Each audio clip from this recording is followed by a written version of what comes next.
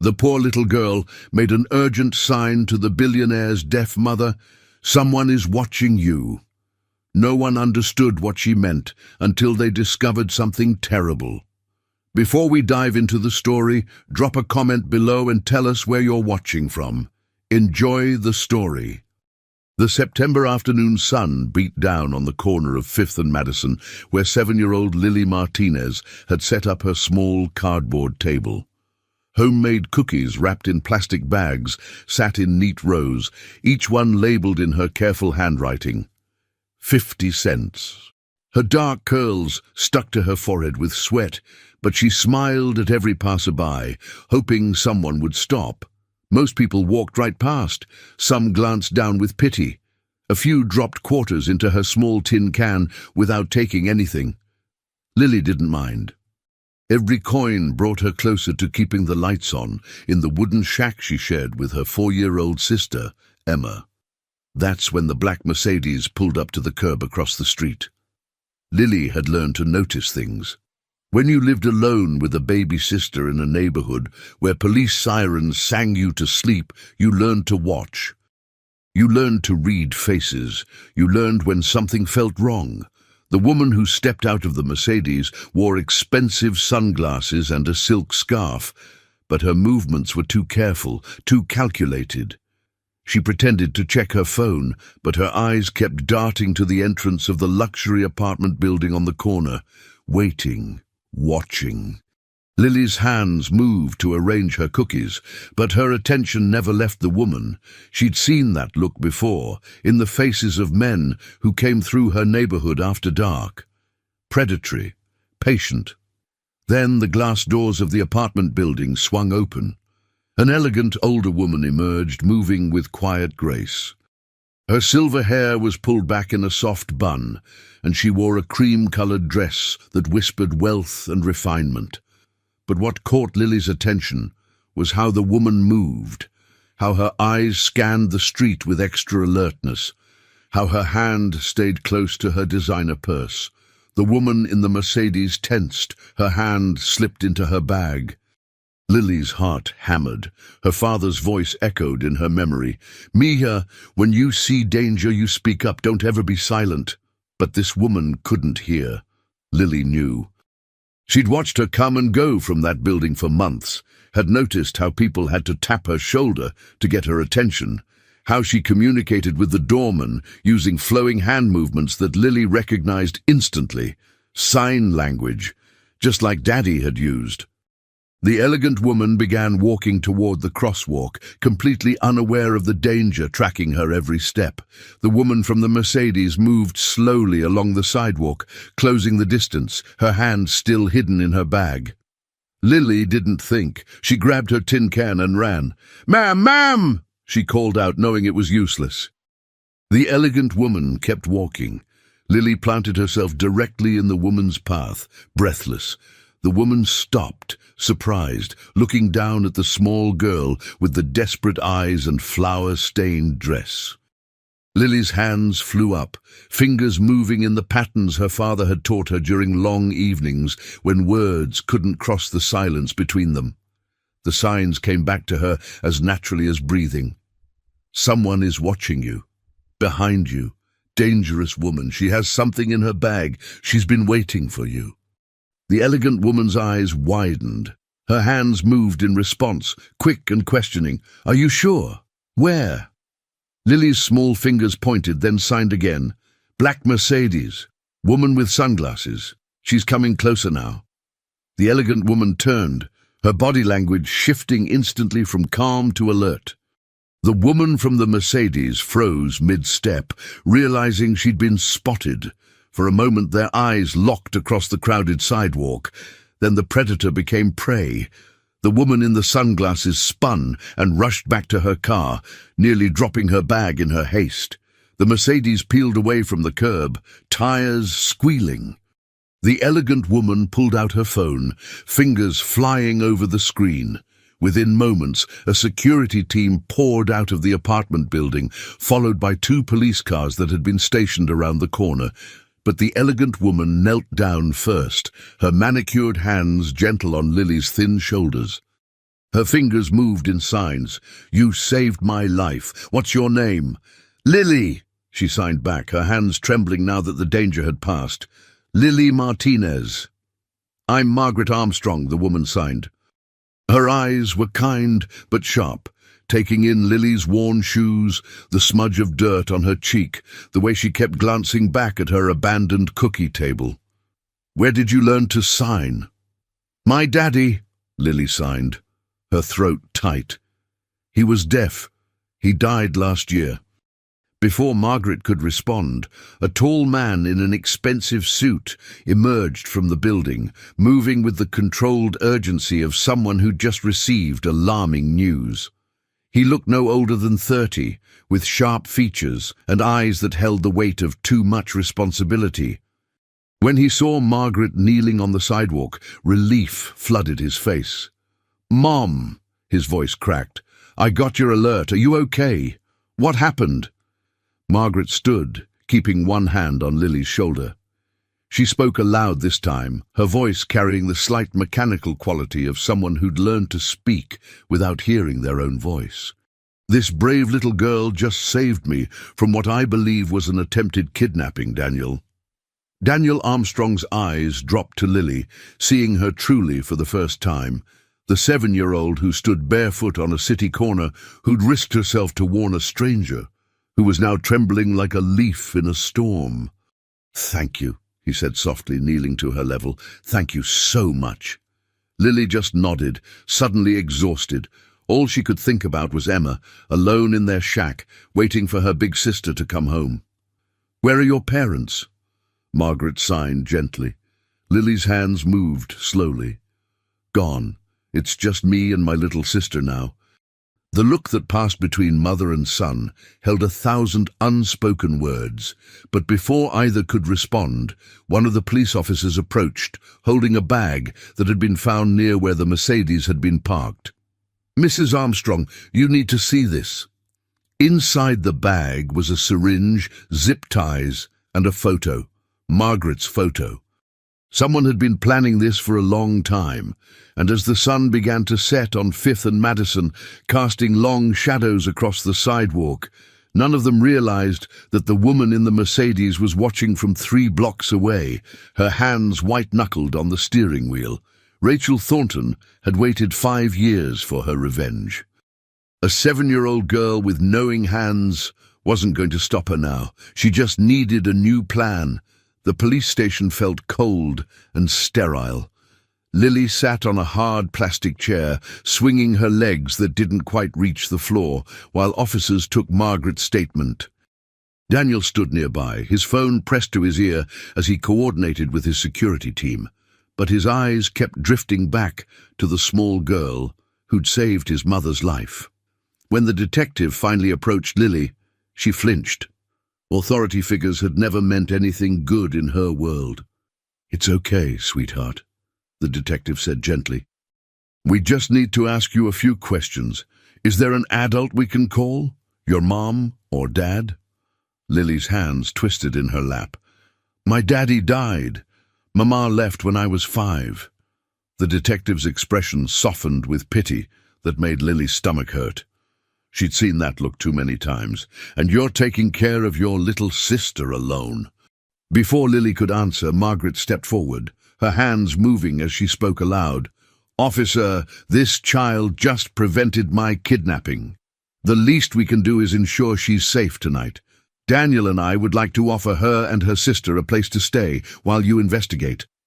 "Mom, that's generous, but we need to contact Child Protective Services." "No!" The word burst from Lily before she could stop it. She leaped from the chair, her small body trembling. "No, please. They'll separate us. They tried before. Emma needs me. I promised Daddy I'd keep us together." Margaret knelt, her eyes level with Lily's. Her hands moved. "I understand. I lost my parents young too. I know what it means to fight to stay with the people you love." "Mrs. Armstrong," the detective said carefully, "you're talking about a significant responsibility. These children need a safe home, food, and stability," Daniel interrupted, his voice firm with the authority of someone used to getting his way. which we can provide while you complete your investigation. We'll cooperate fully with any services you require, but tonight this little girl needs to know her sister is safe." The detective looked between the billionaire, his mother, and the fierce 7-year-old, who stood like she was ready to fight the whole world. He sighed. "I'll need to inspect the current living situation and file a report, but given the circumstances and Mrs. Armstrong being the victim who the child helped save, I can allow temporary emergency placement for tonight." Lily didn't relax. "I need to get Emma. She's been alone for hours. She's probably scared." "We'll take you to her right now," Daniel said. "Where do you live?" The address Lily gave made Margaret's eyes widen. It was in the Riverside district, the part of the city where even police cars traveled in pairs. The sun had set by the time Daniel's car pulled up to the makeshift neighborhood of wooden shacks and rusted trailers. His driver looked nervous. Margaret squeezed her son's hand, but her expression was determined. Lily climbed out first, running toward a structure that could barely be called a home. Wooden pallets formed walls covered with mismatched sheets of corrugated metal. A tarp served as the roof. "Emma! Emma! I'm home!" A tiny figure burst through the hanging fabric that served as a door. The 4-year-old launched herself at Lily, her face streaked with tears. "Lily, I was scared. It got dark." "I know, baby. I'm sorry. But something important happened today." Lily switched to signing as she spoke, a habit from when their father was alive. "These people are going to help us for a little while." Margaret approached slowly, not wanting to frighten the child, but Emma just stared up at her with huge brown eyes, then reached out and touched Margaret's cream-colored dress with one dirty finger. "Pretty," she whispered. Inside the shack, Daniel had to duck to enter. What he saw made his chest tighten, a single camping mattress on the floor. A backpack that seemed to hold all their worldly possessions, a plastic bin with 3 cans of beans and a loaf of bread. Homework papers stacked neatly on a crate, alongside a library book about sign language. "How long have you been living here?" he asked quietly. "Since the landlord threw us out 6 months ago," Lily said matter-of-factly. "After Daddy died, I couldn't pay rent with just cookie money, but it's okay. We manage." "You're 7 years old," Daniel said, and his voice cracked. "You shouldn't have to manage." "I'm almost 8, Lily corrected, lifting her chin, "and Emma needs me." The detective arrived to document the living conditions. His report would be damning, but his eyes were kind. "Mrs. Armstrong, I think your offer is the best option here. I'll fast-track the emergency placement paperwork." As they packed the girl's few belongings, Emma fell asleep against Margaret's shoulder, exhausted. Margaret carried her to the car with practiced ease, signing to Daniel with one hand. "This is meant to be." But as Daniel locked the car doors and the driver pulled away from Riverside, he glanced in the side mirror. A dark sedan sat 3 cars back, its headlights off. He told himself he was being paranoid. Rachel Thornton was gone, probably halfway to another state by now. He was wrong. In her apartment across town, Rachel stared at the photos her private investigator had just sent. Pictures of Lily, of Emma, of the shack where they lived, and a new plan began to form, darker than the first. If she couldn't take Margaret Armstrong directly, maybe she'd take what Margaret was growing to care about. 2 small girls, vulnerable, perfect leverage. Rachel smiled for the first time in 5 years. "Thank you, little Lily," she whispered to the photo. "You just made this so much easier." The Armstrong penthouse occupied the entire top floor of the luxury building. When Lily carried Emma through the door, the little girl woke up and gasped. Floor-to-ceiling windows overlooked the glittering city. White marble floors reflected the light from crystal chandeliers. Artwork that Lily had only seen in library books hung on the walls. "Is this heaven?" Emma whispered. Margaret laughed, a sound like wind chimes. Her hands moved. "No, sweetheart, just home." "This is too much," Lily said, her voice small. "We can't stay here. We'll mess something up. We don't belong—" "Stop!" Daniel crouched in front of her. "You saved my mother's life today. You belong wherever you say you belong, and right now you belong here."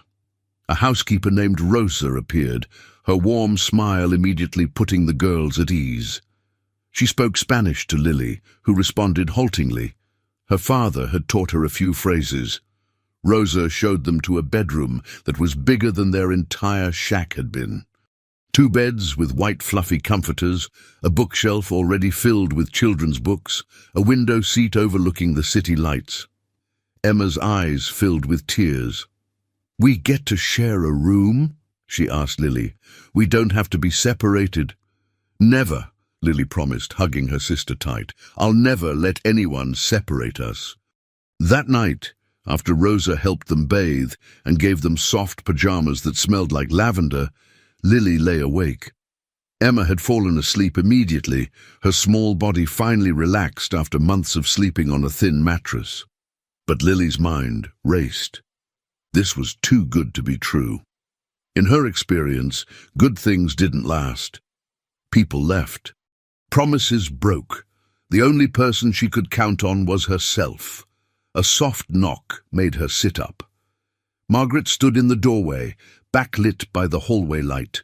She didn't speak, just signed. "Can't sleep." Lily shook her head. Margaret sat on the edge of the bed, her movements gentle. "When I was 9, I got sick, meningitis. It took my hearing.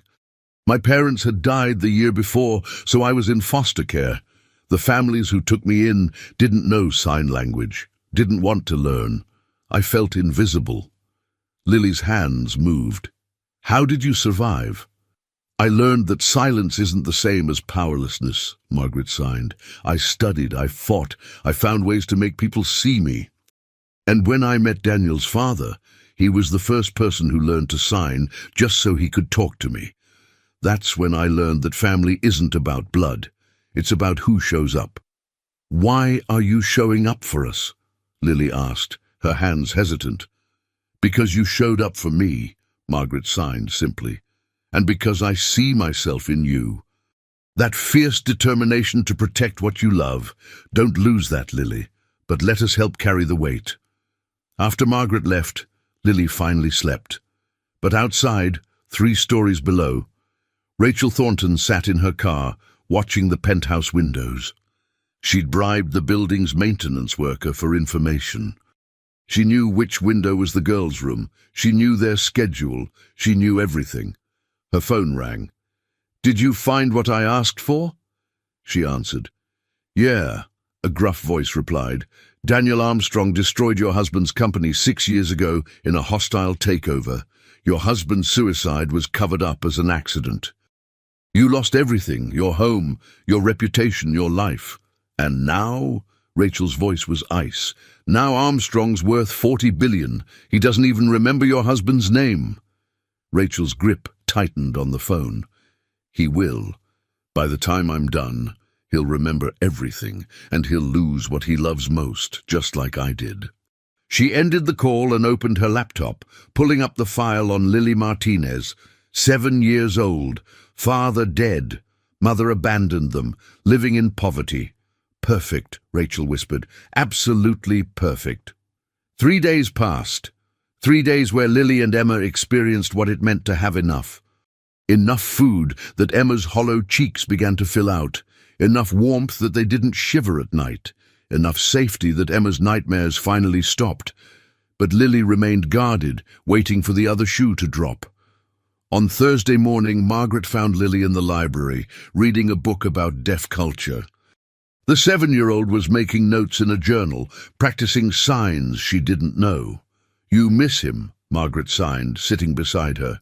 "Your father." Lily nodded, her eyes bright with unshed tears. "He got sick 2 years ago. The doctor said his kidneys were failing. We couldn't afford treatment. He got weaker and weaker." Her hands moved as she spoke, the signs flowing with muscle memory. "He taught me signs every night, made me promise I'd take care of Emma. The night before he died, he signed to me. You are stronger than you know, Mija. Your hands can speak for those who have no voice. He was right, Margaret signed. You spoke for me when I couldn't hear the danger. Your father would be so proud. Lily wiped her eyes quickly. I try to be, but I'm scared all the time. Scared Emma will get sick. Scared someone will take her away. Scared I'll fail. Fear doesn't mean you're failing, Margaret told her. It means you love deeply. That's a gift. Later that day, Daniel came home early from work. He found Lily helping Emma with a coloring book at the dining room table. The sight made something in his chest ache. Lily, can I talk to you? He asked gently. They moved to his office, a room filled with screens showing stock tickers and news feeds. Daniel muted them all and sat across from the small girl who looked so serious.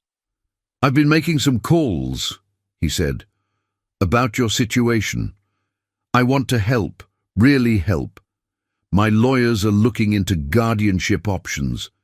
If you and Emma are comfortable, and if the courts agree, my mother and I would like to become your legal guardians.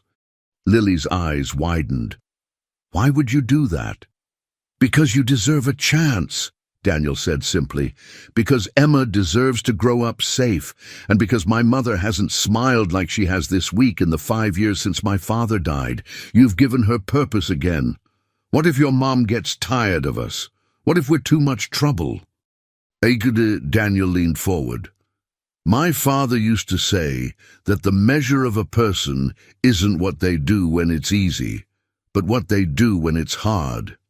You've been measuring up since you were 5 years old, Lily.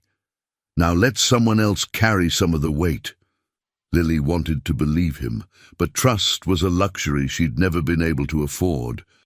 That evening, while the family ate dinner together, an experience still strange and wonderful for the girls, Daniel's head of security, Marcus, arrived with urgent news. Sir, we've identified the woman from the attempted kidnapping.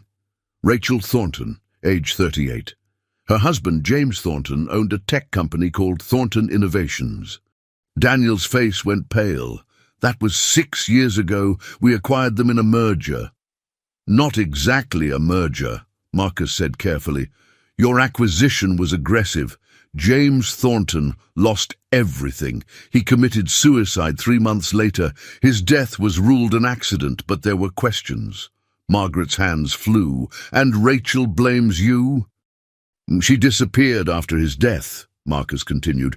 No one's seen her until last week. Sir, we have reason to believe she's been planning this for years. And now. He glanced at Lily and Emma. We found surveillance equipment near your building. She's been watching. She knows about the girls. The room went silent. Emma continued eating, oblivious, but Lily understood. She saw the fear flash across Daniel's face, the protective way Margaret's hand moved to cover hers. You want us to leave, Lily said quietly. We're bringing danger to you. Absolutely not, Daniel said firmly. We're increasing security. Marcus, I want a full detail. Cameras, guards, the works. But as Marcus left to implement the new measures, none of them noticed the small listening device tucked into the corner of the dining room, placed there days ago by a maintenance worker who owed Rachel Thornton a favor.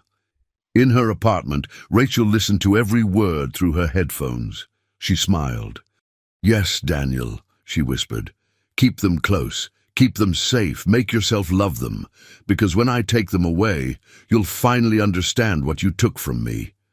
She pulled up the blueprint of the Armstrong building on her computer and began marking entry points. Phase 2 was about to begin. Lily woke to sunlight streaming through the massive windows, and Emma's small body sprawled across her. For a moment, she forgot where she was. Then reality settled in, the soft bed, the clean room, the safety, and her chest tightened with fear that it would all vanish. The smell of fresh pancakes drew them to the kitchen, where Rosa was cooking breakfast while humming a Spanish lullaby. Emma's face lit up, and she climbed onto a stool to watch, asking questions in her shy voice. Margaret appeared, dressed for a business meeting. She signed to Lily, I have an important negotiation today. The other company's CEO is deaf. My interpreter cancelled last minute. I know this is asking a lot, but would you come with me? Lily's eyes widened. I'm just a kid. I don't know business words. But you know heart, Margaret signed. Sometimes that matters more, and I trust you.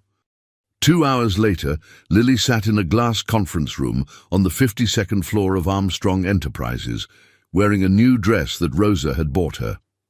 Across the table sat Robert Chen, a distinguished man in his 60s, and his hearing daughter, who usually interpreted for him. But Robert's daughter had food poisoning, and his backup interpreter was stuck in traffic. He was about to postpone the entire negotiation when Margaret introduced Lily. "This is Lily," Margaret said aloud while signing. "She's helping me today." Robert looked skeptical. His hands moved quickly. "This is a multi-million-dollar contract. We need a professional." Lily's hands responded before she could stop herself. "My daddy always said the best conversations happen when people speak from the heart, not from a script. Mrs. Armstrong wants to tell you why this partnership matters to her. Would you listen?" Something in Robert's expression softened. He signed, "Your father sounds wise. What happened to him?" "He died," Lily signed simply. "But he taught me that silence doesn't mean you have nothing to say." For the next hour, Lily translated.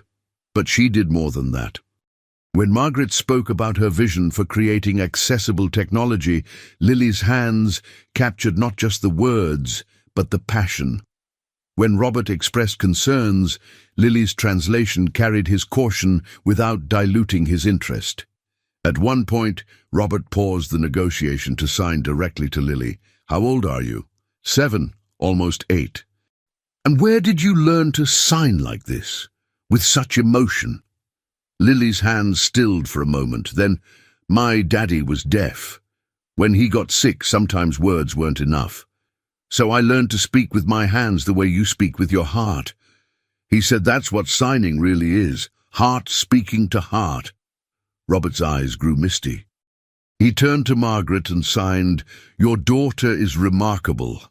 Margaret's hands moved. "She's not my daughter yet, but I'm hoping she will be."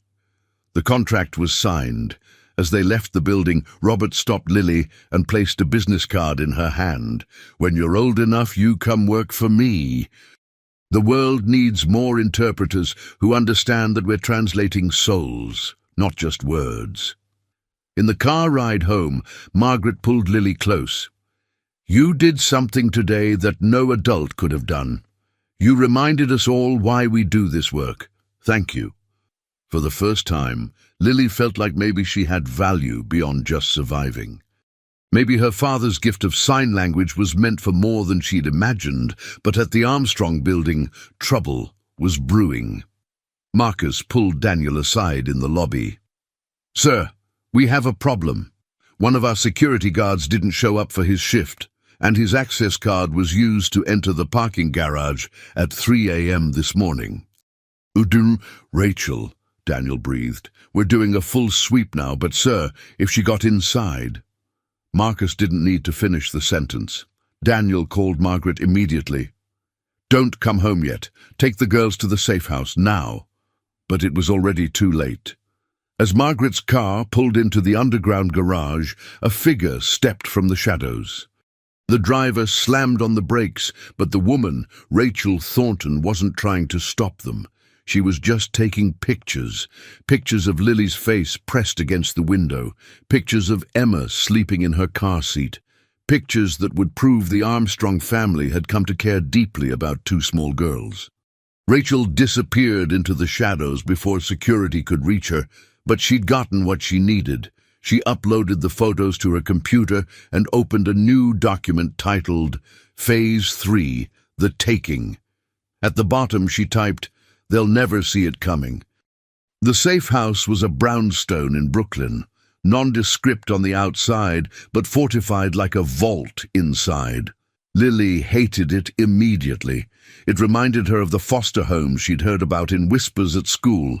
Temporary, sterile, not real. "How long do we have to stay here?" she asked Daniel, who'd arrived an hour after they did, his face tight with stress. "Just until we locate Rachel Thornton," he said. "A few days, maybe a week." But Lily saw the lie in his eyes. He had no idea where Rachel was or what she'd do next. That night, while Emma slept, Lily found Margaret on the brownstone's roof garden, where a small greenhouse held orchids that bloomed in the artificial light. Margaret was signing to herself, a habit Lily had noticed when the elegant woman was worried. "You're scared," Lily signed, "of that woman." Margaret nodded. "Rachel Thornton lost everything because of a business decision my son made. Her husband died. She blames us, and now she knows we care about you and Emma. That makes you targets." "Then maybe we should leave," Lily signed, though the words felt like glass in her throat. "Go back to Riverside. We survived before. We can—" "No." Margaret's hands cut through the air forcefully. "I won't lose you, not to poverty, not to danger, not to fear. You're family now." "We've only known each other for a week," Lily signed, confused. "I knew the moment you warned me on that sidewalk," Margaret signed. "I knew when I saw how you care for Emma. I knew when you translated my heart today in that meeting. Family isn't about time, Lily. It's about choice. And I choose you." Lily's eyes burned with tears she'd been holding back for years. But before she could respond, an alarm shrieked through the brownstone. Marcus's voice boomed over the intercom. "Breach on the ground floor. Everyone to the panic room, now." Margaret grabbed Lily's hand and ran. They burst into Emma's room, where the 4-year-old was crying, confused by the noise. Lily scooped her up, and they raced down the hall. Daniel was already at the panic room door, ushering them inside. "Go! Marcus and I will—" The lights cut out. Emergency backups kicked in, bathing everything in red. "Now!" Daniel shouted. They made it into the panic room, a reinforced steel chamber with monitors showing every camera in the building. On the screens, they saw figures moving through the first floor. Not Rachel, men in black tactical gear. "She hired mercenaries," Marcus said grimly, pulling his weapon. "Sir, we need to get your family out through the tunnel." "What tunnel?" Lily asked. Daniel pointed to a section of the wall that was sliding open, revealing a passage. "Emergency exit. Goes to a garage 3 blocks away. Mum, take the girls and go. We'll hold them off." But Margaret was staring at one of the monitors. "Daniel, look!" On the screen showing the building's entrance, Rachel Thornton stood under a streetlight. She wasn't hiding. She was smiling at the camera, knowing they could see her. Then she held up a sign, words written in thick black marker. "This is just a warning. Next time, I take what you love." Then she turned and walked away, disappearing into the night while her hired men retreated with military precision. It was over in minutes. Marcus called the police, but Rachel was gone. The mercenaries had vanished like smoke. In the panic room, Lily held Emma tight. The 4-year-old was sobbing against her shoulder. "I want to go home," Emma whimpered. "I want our shack back. At least it was safe." The words cut through Lily like a knife. Because Emma was right. They'd brought danger to the Armstrongs, and now that danger was following them. "We have to go," Lily said firmly. "We're putting you all at risk." "Absolutely not," Daniel said. "Rachel wants us scared. She wants us to push you away. That's part of her plan. To isolate my mother by taking away what she's starting to love. We don't give terrorists what they want." "But Emma is safest with us," Margaret signed, "with our resources, our security, our love. Running would be the most dangerous thing you could do." Marcus approached Daniel quietly. "Sir, I've been digging into Rachel Thornton's background. After her husband died, she had a complete breakdown. Spent 2 years in a psychiatric facility. The doctors diagnosed her with PTSD and delusional disorder. She's convinced that your acquisition killed her husband, when in reality he'd been embezzling from his own company to cover gambling debts. The suicide wasn't because of you, it was because the FBI was closing in." She's rewritten history in her mind, Daniel said quietly. Made me the villain. Which makes her unpredictable, Marcus warned. And extremely dangerous. Sir, I recommend we relocate the family, leave the country until we can neutralize this threat. But Margaret was shaking her head. Running teaches these girls that fear wins. We stay, we fight. We show Lily and Emma that family protects each other. That night, back at the main penthouse with triple the security, Lily lay awake listening to Emma's breathing. Her mind raced with possibilities, with fears, with the weight of being 7 years old and somehow at the center of a war between a billionaire and a broken woman seeking revenge. In the darkness, her hands moved through the signs her father had taught her, a prayer in silence. Daddy, I don't know what to do. I'm trying to keep Emma safe, but everything's so complicated now. Help me see the right path. 3 blocks away, Rachel Thornton stood at her window, looking toward the Armstrong building. Her next move was already in motion. She'd been patient for 5 years. She could be patient a little longer. Soon, the Armstrong family would understand what it meant to lose everything, and it would all start with 2 small girls who'd stumbled into a war they never asked to fight. Lily couldn't just wait for adults to solve everything. She'd survived on her own too long to sit idle. While Margaret attended a meeting and Rosa took Emma to the park, Lily used Daniel's computer to search for Rachel Thornton. She found an address in Queens listed under Rachel's maiden name. Taking $20 from her hidden cookie money, Lily rode the bus alone to the rough neighborhood. She found apartment 4C and knocked before fear could stop her. Rachel opened the door, shock crossing her face. The little girl from the street. "Why are you doing this?" Lily demanded. "Mrs. Margaret never hurt you." Rachel's laugh was bitter. "Your father didn't have a choice when he died. Mine did. Daniel Armstrong destroyed my husband's company. James couldn't live with the shame and took pills." "That's sad," Lily said honestly, "but hurting us won't bring him back. Pain is the only language men like Daniel understand," Rachel said coldly. "When he loses what he loves, he'll finally feel what I felt. That won't make you feel better. It'll just make you more sad." Rachel's eyes hardened. "Get out, and tell Daniel that next time I'll take something he can't get back." Lily ran all the way to the bus stop, heart pounding. What had she been thinking? When she returned to the penthouse, security was frantic. Marcus had discovered her missing. Daniel pulled her into his office, pale-faced. "Where were you? Rachel is dangerous. You could have been killed."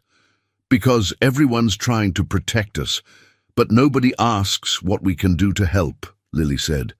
"I thought if I could talk to her, make her see we're people." "You're 7 years old," Daniel said, voice cracking. "You shouldn't have to negotiate with terrorists." "I never got to be a normal kid," Lily said simply. "After Mama left, I had to grow up fast." Later, Marcus brought news. "Rachel made a mistake. We got her address from the building camera. Police are moving in." But when officers raided the apartment, it was empty. Only a note remained. "Thank the child for the warning. Tell her she has good instincts. Unfortunately, so do I." Daniel crumpled the note. Rachel had been playing them. She'd known Lily would come, had wanted her to, and now knew exactly how much the Armstrongs cared. "She's escalating," Marcus warned, "always 3 steps ahead." In her new hiding place, Rachel smiled at photos her investigator had sent. Pictures of Lily and Emma, the shack where they'd lived. A new plan formed, darker than before. If she couldn't take Margaret directly, she'd take what Margaret was growing to love. 2 vulnerable girls, perfect leverage. The adoption hearing was scheduled for Monday. But Sunday night, a courier delivered legal documents, a custody claim from someone identifying as the girl's maternal grandmother, Maria Elena Rodriguez. "That's impossible," Lily said, hands shaking. "Mama's mother died when I was 3. Daniel's lawyer examined the papers. These are legitimate court filings.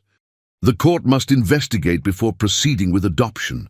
Margaret's hands moved frantically. This is Rachel. Possibly, but we need proof, the lawyer admitted. That night, Emma had terrible nightmares. Don't let them separate us, she screamed. The next morning, Rosa took Emma to her weekly playdate at a supervised children's center. Lily stayed home, still grounded. Then Rosa's panicked voice.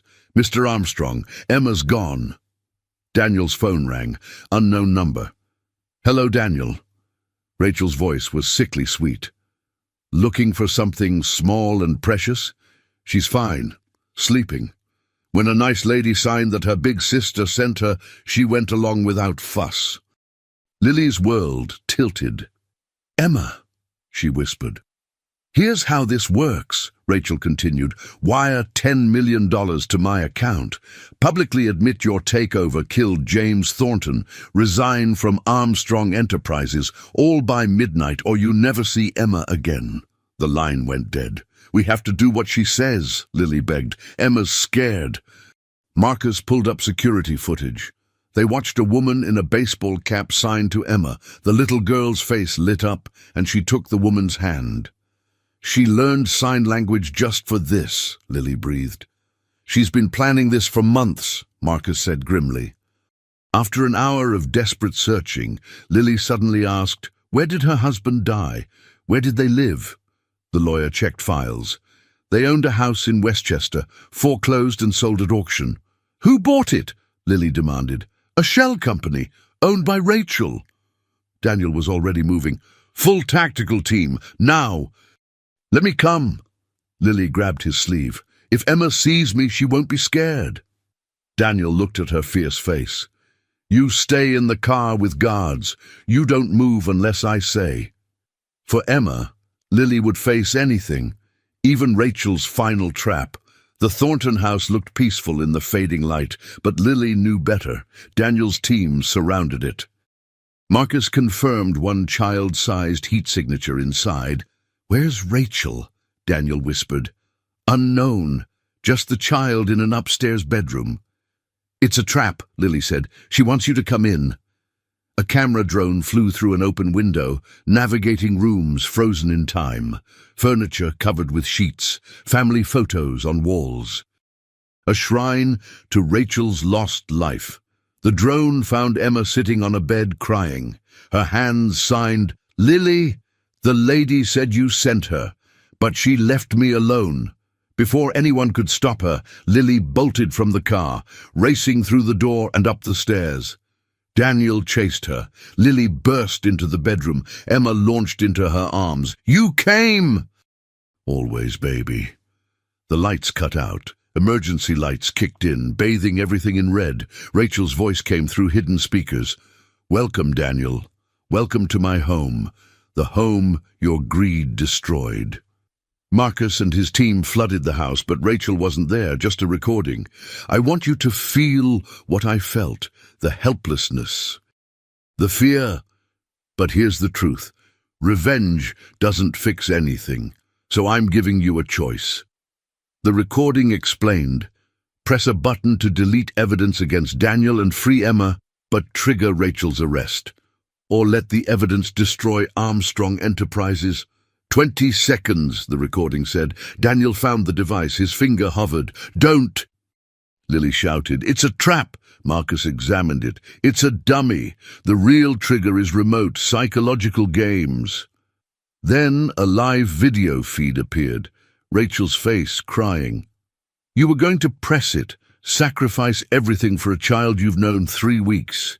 James wouldn't have done that. I've been so angry, but watching you with those girls. I realized you didn't kill my husband. His choices killed him. Where are you? Daniel asked. Already gone, on a plane to somewhere that doesn't extradite.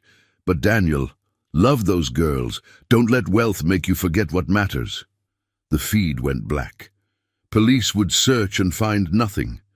Rachel had vanished. But in Lily's mind, a question lingered. Was Rachel really gone? Or was this another move in her game?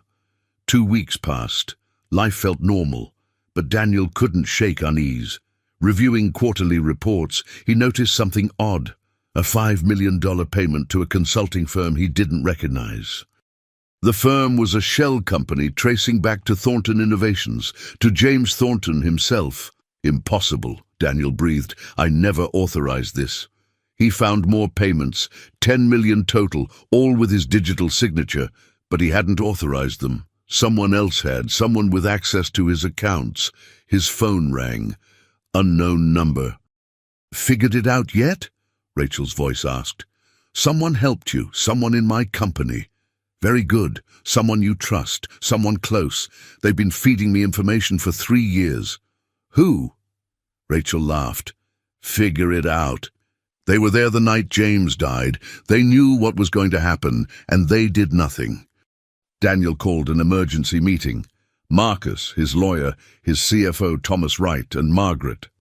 Someone here has been working with Rachel Thornton, Daniel said. I want to know who. Thomas Wright stood, 55 years old, worked there 15 years, Daniel's father's closest confidant. It was me, Thomas said quietly. The room erupted. James Thornton was my college roommate, my best friend. When your acquisition destroyed his company, I tried to warn you, but you didn't listen. So I authorized those payments thinking I could save him, but he was already too far gone. So you helped her plan all of this, Daniel said hollowly. I'd never wanted the children hurt, Thomas said desperately. That was never the plan, but Rachel became obsessed. By the time I realized how far she'd go, I was already complicit. Marcus called police. As they led Thomas away, Daniel's lawyer approached. Sir, there's been other unusual activity in your accounts, more recent. Within the last month, Thomas might not be the only mole. Lily had been listening from the doorway. You think there's another betrayer? How did you? I listen and watch. It's how I survived. Who else could have accessed your systems? That night, Lily reviewed security footage from the safe house attack. One guard had turned his body, blocking the camera's view of the mercenaries' faces. Marcus, who is this guard? Richard Garrett. Been with us 8 months, former military. Why? He's the only one who wasn't surprised, like he knew it was coming. They found evidence, text messages, coordination with Rachel, payments from shell companies. Garrett broke under questioning. She promised no one would get hurt. My daughter has cancer. I needed the money. But she said the final move was happening today. By tonight, Daniel Armstrong would finally understand what it means to lose everything. Daniel's phone buzzed. A text. The thing about chess, Daniel, is the queen is most powerful, but most vulnerable. Check your camera feed. Goodbye. The preschool feed showed an empty classroom, Emma's teacher unconscious at her desk. Emma was gone again. Margaret received a video. Emma sat in an abandoned subway tunnel, crying. Rachel's voice narrated, "This is where it ends, Margaret. Come to the old City Hall subway station. Come alone, unarmed, or Emma dies. You have 1 hour." "I'm going," Margaret said firmly. "This is my fault. Rachel wanted me from the beginning." "Mom, no." But Margaret had hung up. Lily grabbed Daniel's arm. "We have to go with her. Rachel expects her alone, but we can't let that happen." "You're a child. I can't put you in danger." "Emma's in danger because of me," Lily said fiercely. "If I hadn't warned your mom that first day, Rachel would have taken her and been done. But I interfered. I saved Margaret. Now Emma's paying the price, so I'm going." Daniel looked at this tiny, fierce 7-year-old. "You stay with Marcus. You follow every order. If I say run, you run. Agreed?" "Agreed." Margaret arrived, dressed for battle. Her hands moved to Daniel. "I should have faced Rachel from the beginning." "No, it's mine, but we'll finish it together." Lily felt warmth in her chest. This was family, standing together even when scared. As they headed down to the cars, a message appeared on Daniel's computer from an untraceable IP. "P.S. I lied. I'm not at the subway station, but by the time you figure out where I really am, it will be too late. The thing about chess, the real victory isn't capturing the queen. It's making your opponent so focused on saving one piece that they don't see the checkmate coming from somewhere else. Goodbye, Armstrong family. It's been fun. The screen went blank. In a location none of them had considered, Rachel Thornton made her final move. The tactical team raced toward the old City Hall subway station, but Lily's mind kept returning to Rachel's message. You're so focused on saving one piece that you don't see the checkmate coming. What were they missing? Wait! Lily shouted suddenly. Stop the car! Marcus slammed the brakes. What is it? Rachel said she's not at the subway station. She said we're focused on the wrong piece. Emma's not the target. Lily's eyes widened with horrifying realization. Margaret is. Rachel never wanted Emma. She wanted to get Margaret alone, away from all of us, thinking she's saving Emma, but Emma's somewhere else entirely. Daniel's face went pale. Mom's walking into a trap, alone. Where would Rachel really take Emma? Lily asked desperately. Somewhere meaningful, somewhere that would hurt the most. Margaret's phone was going straight to voicemail. She'd already entered the abandoned station out of cell range. Think, Daniel urged. Daniel? Where would Rachel— The cemetery, Lily breathed.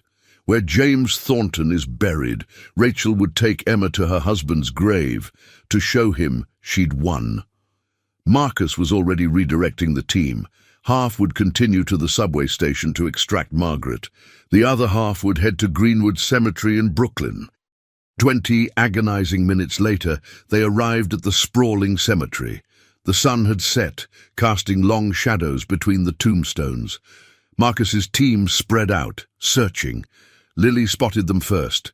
Near a simple headstone marked James Michael Thornton. Emma sat on the ground, unharmed but confused.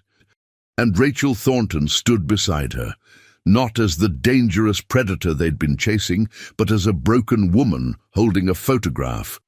"Rachel!" Daniel called out, approaching slowly with his hands visible. "It's over!" Rachel didn't run. She just looked at him with exhausted eyes. "Is it? Because from where I'm standing, nothing will ever be over. James is still dead. 5 years haven't made it hurt less. Then why take Emma? Why this elaborate game?" "Because I needed you to feel helpless," Rachel said simply. "Just for one day. 1 hour, to know what it's like to love something and watch it slip away." She looked down at Emma, who was signing to herself, a prayer Lily had taught her. But this little one kept signing, talking to someone who isn't here. "Her father," she said. Emma's small hands moved. "Daddy, I'm scared. But Lily says you're always watching, that you'll keep me safe until she comes." Rachel's voice cracked. She still believes her father can protect her, even though he's gone. "Just like I used to believe James would find a way back to me." She wiped her eyes roughly. "I watched your family these past weeks, Daniel. Really watched. I saw Margaret learn to sign with the girls, saw you reading bedtime stories, saw Lily teaching Emma how to be brave. You became a family, real and messy and beautiful. And I realized something that broke me all over again." "What?" Daniel asked gently. "James and I never had that," Rachel whispered. "Toward the end, when everything was falling apart, we stopped talking, stopped connecting. The business became more important than us. When he died, I had to face the truth. We'd lost each other long before I lost him. Your acquisition didn't kill my husband. Our own broken marriage did. I've been blaming you for 5 years because it was easier than admitting we'd failed each other." Emma stood up and walked to Rachel, taking her hand. Her small voice asked, "Are you sad like Lily was when our daddy died?" Rachel knelt down, tears streaming. "Yes, sweetheart, very sad. Lily says it's okay to be sad, but you can't hurt people because you're sad. That makes more sad in the world." From the mouth of a 4-year-old came the wisdom Rachel had needed for 5 years. "You're right," Rachel said, her voice breaking. "I'm so sorry, Emma. I never should have scared you." Police sirens wailed in the distance. Marcus spoke into his radio. "We have the child. She's safe. Suspect is cooperating." But before officers arrived, Margaret appeared through the cemetery gates, breathless from running. She'd realized the subway trap and traced them here. When she saw Emma, relief flooded her face. Emma ran to Margaret, who scooped her up and signed, "You're safe, you're safe." Rachel stood, accepting the handcuffs Marcus held. But before he could restrain her, Daniel spoke. "Wait!" Everyone turned to stare at him. "Rachel Thornton is clearly unwell," Daniel said carefully. "She needs psychiatric help, not prison. Marcus, call Dr. Patricia Reeves at Mercy Hospital's psychiatric wing. Tell her I'm personally guaranteeing treatment for a patient who needs intensive therapy." "Sir, she kidnapped a child. She returned Emma unharmed," Daniel interrupted.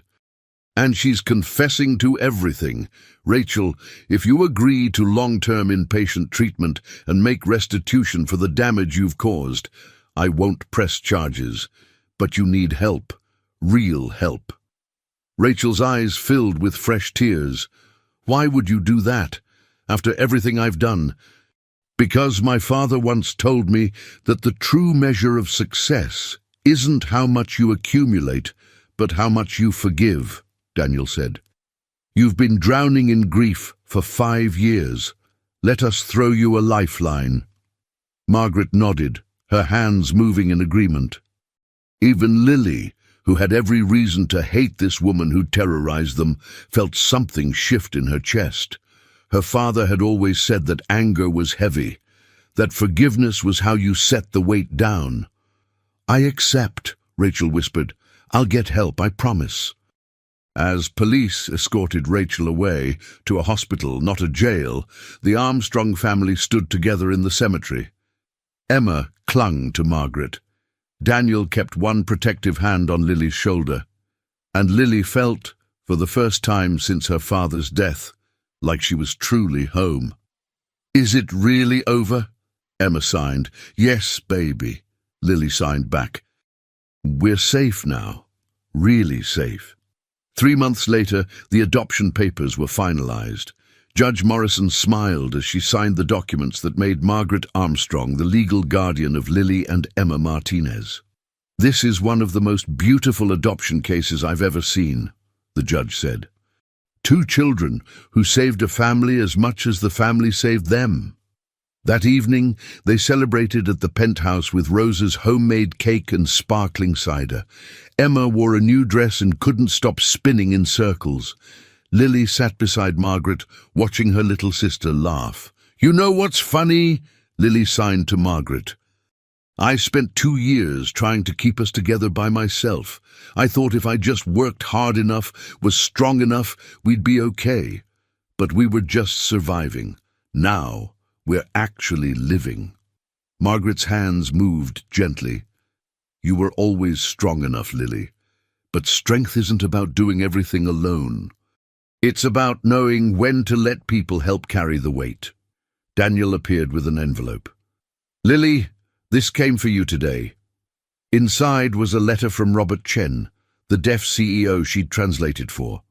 It read, "Dear Lily, I meant what I said about working for me someday. But I've been thinking, the world needs people like you right now, not 20 years from now.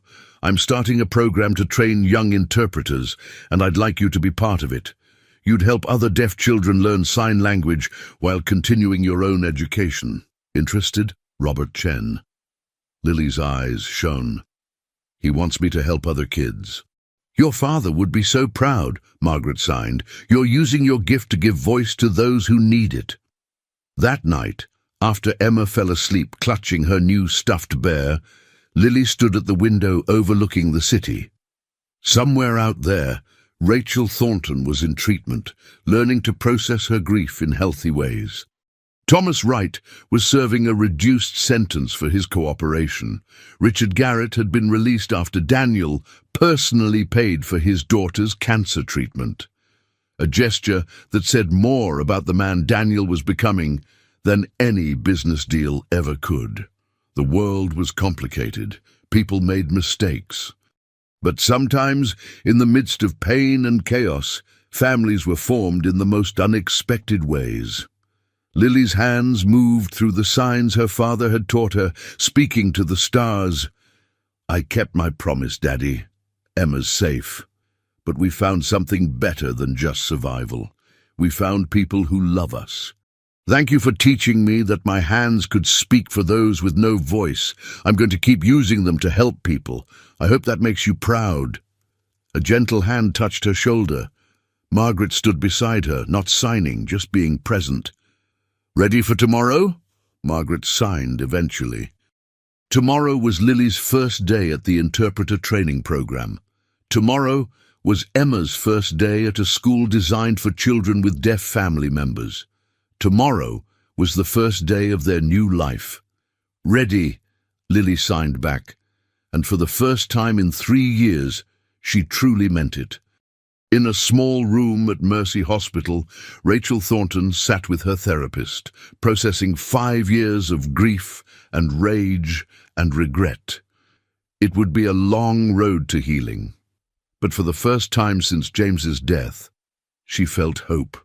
She pulled out a letter she'd written to the Armstrong family. "I can never undo the fear I caused. I can never give back the time I stole, but I can promise this. I will spend the rest of my life learning to turn pain into something productive instead of destructive. Thank you for seeing me as a person worth saving, even when I was trying to destroy you. Rachel." She sealed the envelope, wrote the address, and set it on her nightstand to mail in the morning. Sometimes the greatest victory isn't defeating your enemy. It's transforming them back into a human being. And sometimes the greatest family isn't the one you're born into, but the one you choose, and who chooses you back. On the corner of 5th and Madison, a new girl had set up a small table selling homemade cookies. She was alone, struggling, trying to survive. But if she looked up at the penthouse windows far above, she might have seen a 7-year-old girl who understood exactly what she was going through. And tomorrow, Lily would go down to that corner, buy every cookie, and tell that girl something her father once told her. "You are stronger than you know, and you're not as alone as you think."